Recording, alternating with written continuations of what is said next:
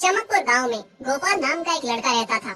उसकी सौतेली माँ और बाप ने उसे घर से निकाल दिया था। उसकी सौतेली माँ ने सब कुछ अपने और अपने बच्चों के नाम पे कर रखा था और गोपाल को हिस्से के नाम पे 3 गाय दे रखी थी। गोपाल पढ़ा लिखा तो बहुत था, पर नौकरी न मिलने के कारण उसने सोच लिया था कि वो अब उन तीनों गाय की खूब देख रेख करके उनसे जो दूध मिलेगा उसे बेच के अपना कारोबार चलाएगा। अब मैं बिल्कुल अकेला हो गया हूँ। गौ माता, तुम तीनों के अलावा मेरा अब कोई भी नहीं है। बस मेरा घर चलाने के लिए तुम तीनों को मेरी मदद करनी होगी। तीनों गाय बहुत ही खट्टी खट्टी और जवान थी और रिश्ते में भी एक दूसरे की बहनें लगती थी। चंपा, चमेली और मैना। मैना सबसे बड़ी और समझदार गाय थी। चंपा गर्भवती थी और चमेली को अभी अभी बच्चा हुआ था। वो दूध दे रही थी, जिसके दूध को बेच के गोपाल का थोड़ा बहुत घर चल रहा था। पर गोपाल को अब चंपा और मैना पे पूरा भरोसा था कि जब उनका बच्चा हो जाएगा तो वो खूब दूध देने लगेंगी और जिससे उसका कारोबार अच्छे से सेट हो जाएगा। देखा चमेली बहन, हमारे मालिक को कितनी उम्मीदें हैं हम तीनों से। हाँ चंपा, सुना मैंने, मालिक ने हमसे कितनी सारी उम्मीदें लगा रखी हैं। और उम्मीद रखे भी क्यों ना, कितना समय खर्च करते हैं मालिक हम पे और कितनी सेवा करते हैं हमारी, कितना खिलाते पिलाते हैं हमें, और फिर हम मालिक की उम्मीदों पे खरा न उतरेंगे तो धिक्कार है हमारी जिंदगी पर। सही कह रही हो बहन तुम। चलो हम तो मालिक के लिए कुछ न कुछ कर ही लेंगे। तुमने बच्चा दे दिया है, दूध भी दे रही हो, मैं भी गर्भवती हूँ, थोड़े दिनों में मैं भी बच्चे को जन्म दे दूंगी, फिर दूध भी देने लगूंगी। लेकिन उस मैना दीदी को देखो, हम दोनों से बड़ी है, एक बार भी बच्चा न दे पाई आज तक। क्या इसका फर्ज नहीं बनता मालिक के लिए कुछ? ये तो बड़ी है, हमसे ज्यादा इसको मालिक के लिए करना चाहिए था, लेकिन हम छोटी होकर इतना सोच रहे हैं। तुम दोनों ऐसा क्यों कह रही हो? क्या गलत कह रहे हैं हम? सही तो कह रहे हैं। कितने सालों से बाज पड़ी हो तुम। ऐसा कैसे कह सकती हो तुम? बच्चा देना ना देना मेरे हाथ में थोड़ी ना है। मैं भी तो माँ बनना चाहती हूँ ना।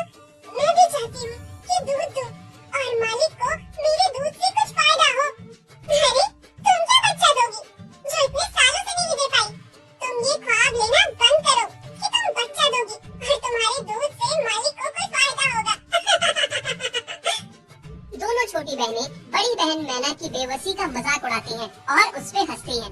इस बात से मैना बहुत दुखी होती है और रोती है कि उसी की बहनें उसको दिलासा देने के बजाय उसे ताने मार रही हैं, उसका मजाक उड़ा रही हैं। फिर एक दिन गोपाल का पड़ोसी उससे कहता है, अरे गोपाल, तुम्हारी 2 गाय तो ठीक है, एक गाय का क्या है? उससे तुम्हें कोई फायदा नहीं है, बेच क्यों नहीं देते उसे? अरे नहीं नहीं भाई साहब, बेचना क्यों उसे? अभी बच्चा नहीं दे रही तो क्या पता कल वो बच्चा दे दे।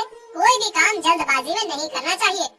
अरे नहीं गोपाल, मेरे कहने का ये मतलब था कि तुम्हें अपना कारोबार जल्द खड़ा करने की जरूरत है, क्योंकि तुम्हारे घर वालों ने तुम्हारे साथ जो कुछ भी किया वो बहुत गलत था। अब तुम्हें जो भी करना है अकेले ही करना है। आगे शादी भी तो करनी है तुम्हें, उसके लिए भी खूब पैसा कमाना पड़ेगा। जब तुम्हारी सारी गाय दूध देंगी तभी तो कारोबार अच्छा चलेगा ना। हाँ, बात तो तुम सही कह रहे हो भाई।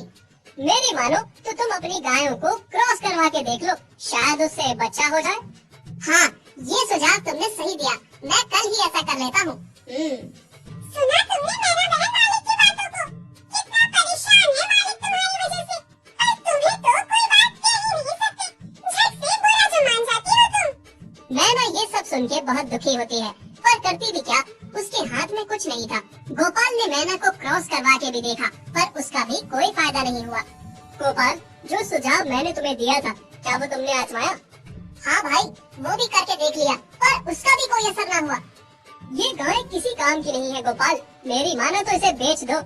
मैं सोच रहा हूँ एक बार फिर से क्रॉस करवा के देखता हूँ, शायद कोई बात बन जाए।